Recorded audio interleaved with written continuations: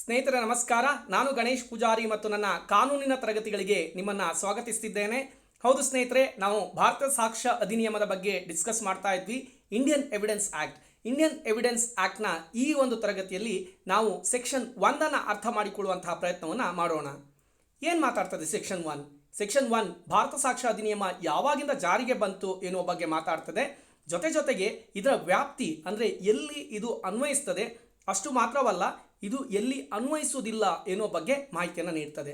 ನಾನು ಸೆಕ್ಷನ್ 1 ಆ್ಯಕ್ಟ್ನಲ್ಲಿ ಇರೋದನ್ನು ಕವರ್ ಮಾಡೋದರ ಜೊತೆಗೆ ಸಾಕಷ್ಟು ಹೊರಗಿನ ವಿಷಯವನ್ನು ಸಹ ಆ್ಯಡ್ ಮಾಡಿದ್ದೇನೆ. ಅದರಿಂದ ನಿಮಗೂ ಸಹ ಸಹಕಾರ ಆಗಬಹುದು ಎನ್ನುವಂತಹ ಒಂದು ಅಂಶ ಮನಸ್ಸಲ್ಲಿ ಇಟ್ಕೊಂಡು ಆ ಪ್ರಯತ್ನವನ್ನು ಮಾಡಿದ್ದೇನೆ. ಇಲ್ಲಿ ಕೇವಲ ಒಂದೇ ಒಂದು ಸ್ಲೈಡ್ ಇದೆ.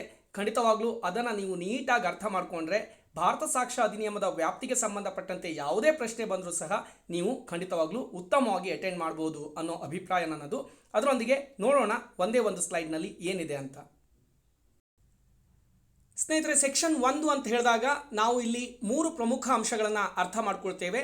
ಒಂದು, ಈ ಒಂದು ಕಾಯ್ದೆಯ ಸಂಕ್ಷಿಪ್ತ ಹೆಸರು ಏನು, ಮತ್ತು ಇದರ ವ್ಯಾಪ್ತಿ ಅಂದರೆ ಎಲ್ಲಿ ಅನ್ವಯಿಸ್ತದೆ ಮತ್ತು ಎಲ್ಲಿ ಅನ್ವಯಿಸೋದಿಲ್ಲ, ಮತ್ತು ಇದು ಯಾವಾಗಿಂದ ಒಂದು ಇಂಪ್ಲಿಮೆಂಟ್ ಆಯಿತು ಅಂದರೆ ಪ್ರಾರಂಭ ಆಯಿತು, ಈ ಕಾಯ್ದೆಗೆ ಯಾವಾಗ ಜೀವ ಬಂತು ಎನ್ನುವುದನ್ನು ನಾವು ಸೆಕ್ಷನ್ 1ರಲ್ಲಿ ಅರ್ಥ ಮಾಡ್ಕೊಳ್ತೇವೆ. ಮೊದಲನೇದಾಗಿ ಈ ಆ್ಯಕ್ಟ್ನ ಸಂಕ್ಷಿಪ್ತ ಹೆಸರು ಭಾರತೀಯ ಸಾಕ್ಷ್ಯ ಅಧಿನಿಯಮ 1872, ಮತ್ತು ಇದು ಯಾವಾಗ ಜಾರಿಗೆ ಬಂತು? 1872 ಸೆಪ್ಟೆಂಬರ್ 1ನೇ ತಾರೀಕು ಅಂದರೆ 1/9/1872 ಈ ಒಂದು ಆ್ಯಕ್ಟ್ ಭಾರತದಲ್ಲಿ ಜಾರಿಗೆ ಬಂತು. ನಾನು ಯಾಕೆ ಈ ಭಾರತ ಅನ್ನೋ ಶಬ್ದವನ್ನು ತುಂಬ ಸ್ಟ್ರೆಸ್ ಮಾಡಿ ಹೇಳ್ತಿದ್ದೇನೆ ಅಂತ ಹೇಳಿದರೆ, ನೀವು ನೆನ್ಪಿಟ್ಕೊಳ್ಬೇಕು, ನಾವು 1872 ಭಾರತವನ್ನು ಇಲ್ಲಿ ಮಾತಾಡ್ತಿದ್ದೇವೆ. ಅಂದರೆ 1872 ಭಾರತ ಪಾಕಿಸ್ತಾನವನ್ನು ಸಹ ಇನ್ಕ್ಲೂಡ್ ಮಾಡಿತ್ತು ಅನ್ನೋದನ್ನು ನೀವು ನೆನ್ಪಿಟ್ಕೊಳ್ಬೇಕು. ನಾವು ಭಾರತೀಯರು ಇಂದಿಗೂ ಸಹ ಇಂಡಿಯನ್ ಎವಿಡೆನ್ಸ್ ಆ್ಯಕ್ಟ್ ಅಂದರೆ ಭಾರತೀಯ ಸಾಕ್ಷ್ಯ ಅಧಿನಿಯಮ 1872 ಏನು ಬಂತು ಅದರಲ್ಲಿ ಡೆಫಿನೆಟ್ಲಿ ಅಮೆಂಡ್ಮೆಂಟ್ ಮಾಡಿದ್ದೇವೆ. ಆದರೆ ಅದೇ ಆ್ಯಕ್ಟನ್ನು ನಾವು ಫಾಲೋ ಮಾಡ್ತಾ ಇದ್ದೇವೆ.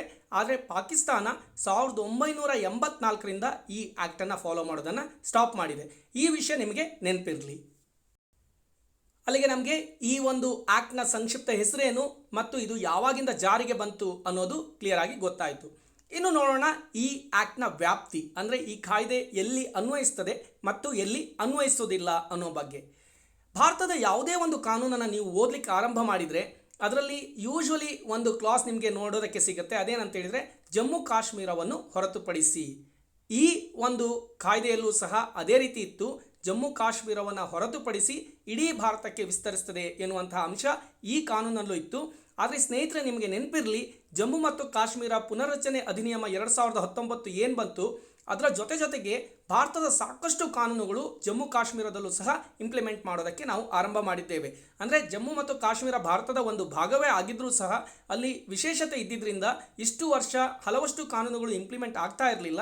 ಆದರೆ ಜಮ್ಮು ಮತ್ತು ಕಾಶ್ಮೀರ ಪುನರ್ರಚನೆ ಅಧಿನಿಯಮ 2019 ನಂತರ ಈ ಕಾಯ್ದೆ ಇಂಡಿಯನ್ ಎವಿಡೆನ್ಸ್ ಆ್ಯಕ್ಟ್ನಂತೆ ಸಾಕಷ್ಟು ಹಲವು ಕಾಯ್ದೆಗಳು ಸಹ ಜಮ್ಮು ಕಾಶ್ಮೀರದಲ್ಲಿ ಜಾರಿಯಾಗಿದೆ ಅನ್ನೋ ಅಂಶ ನಿಮಗೆ ನೆನಪಿರಲಿ.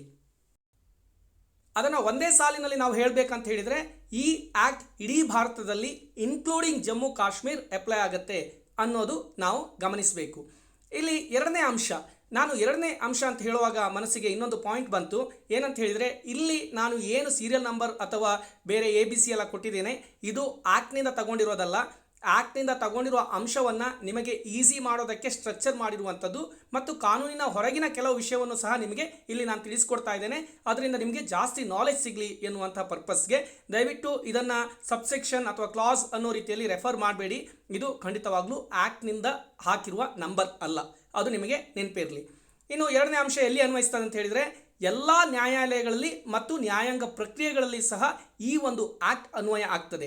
ಇಲ್ಲಿ ಎಲ್ಲ ನ್ಯಾಯಾಲಯಗಳು ಹೇಳಿದಾಗ ಕೋರ್ಟ್ ಮಾರ್ಷಲ್ ಅಂದರೆ ಸೈನಿಕ ನ್ಯಾಯಾಲಯವೂ ಸಹ ಒಳಗೊಂಡಿರುತ್ತದೆ. ಈ ಅಂಶ ನಿಮಗೆ ಗೊತ್ತಿರಲಿ.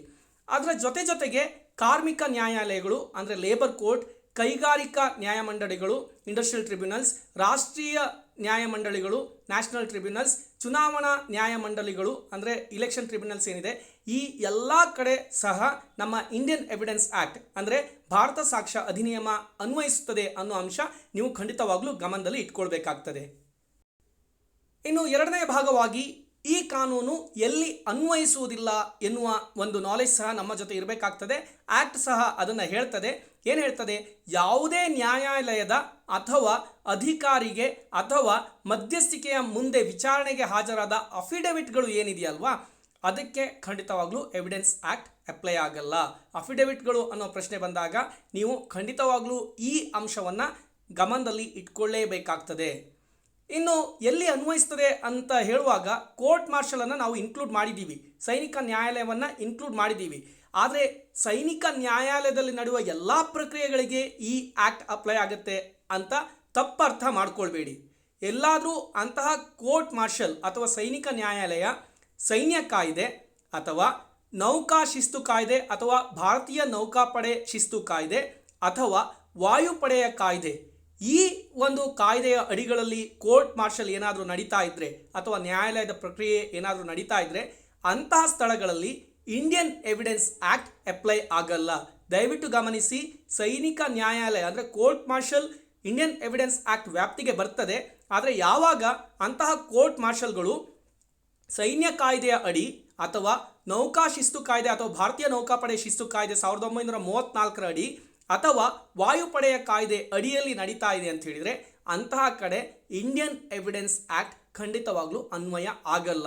ದಯವಿಟ್ಟು ಆ ಅಂಶವನ್ನು ನೀವು ಗಮನದಲ್ಲಿ ಇಟ್ಕೊಳ್ಳೇಬೇಕು. ಇದನ್ನು ತುಂಬ ಕ್ಲಿಯರ್ ಆಗಿ ಆ್ಯಕ್ಟ್ ಹೇಳ್ತದೆ.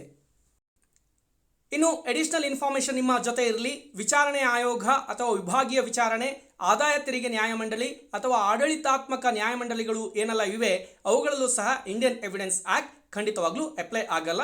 ಅದು ನಿಮಗೆ ಅಡಿಷನಲ್ ಇನ್ಫಾರ್ಮೇಷನ್ ಲೈಕ್ ಅನ್ವಯಿಸ್ತದೆ ಎನ್ನುವಲ್ಲಿ ಅಡಿಷನಲ್ ಇನ್ಫಾರ್ಮೇಷನ್ ಕೊಟ್ಟಿದ್ದೀನಿ. ಯಾವುದು? ಕಾರ್ಮಿಕ ನ್ಯಾಯಾಲಯಗಳು, ಕೈಗಾರಿಕಾ ನ್ಯಾಯಮಂಡಳಿಗಳು, ರಾಷ್ಟ್ರೀಯ ನ್ಯಾಯಮಂಡಳಿಗಳು, ಚುನಾವಣಾ ನ್ಯಾಯಮಂಡಳಿಗಳಿಗೆ ಇದು ಅಪ್ಲೈ ಆಗುತ್ತೆ. ಆದರೆ ವಿಚಾರಣೆಯ ಆಯೋಗ, ವಿಭಾಗೀಯ ವಿಚಾರಣೆ, ಆದಾಯ ತೆರಿಗೆ ನ್ಯಾಯಮಂಡಳಿ, ಆಡಳಿತಾತ್ಮಕ ನ್ಯಾಯಮಂಡಳಿ ಇಲ್ಲಿ ಅನ್ವಯ ಆಗಲ್ಲ. ನಾನು ಅಂದ್ಕೊಳ್ತೇನೆ ಈ ಒಂದು ಸೆಷನ್ ಮುಖೇನ ನಿಮ್ಮ ಎಲ್ಲ ಡೌಟ್ಸ್ಗಳು ಸಹ ಕ್ಲಾರಿಫೈ ಆಗ್ತವೆ. ಮೊದಲನೇದಾಗಿ ಸಂಕ್ಷಿಪ್ತ ಹೆಸರನ್ನು ಅರ್ಥ ಮಾಡ್ಕೊಂಡ್ವಿ. ಭಾರತೀಯ ಸಾಕ್ಷ್ಯ ಅಧಿನಿಯಮ 1872 ಇದು ಈ ಆ್ಯಕ್ಟ್ನ ಸಂಕ್ಷಿಪ್ತ ಹೆಸರು ಮತ್ತು ಇದು ಸೆಪ್ಟೆಂಬರ್ 1, 1872ರಲ್ಲಿ ಜಾರಿಗೆ ಬಂತು. ಆಗ ಪಾಕಿಸ್ತಾನವೂ ಸಹ ಭಾರತದ ಒಂದು ಭಾಗ ಆಗಿತ್ತು.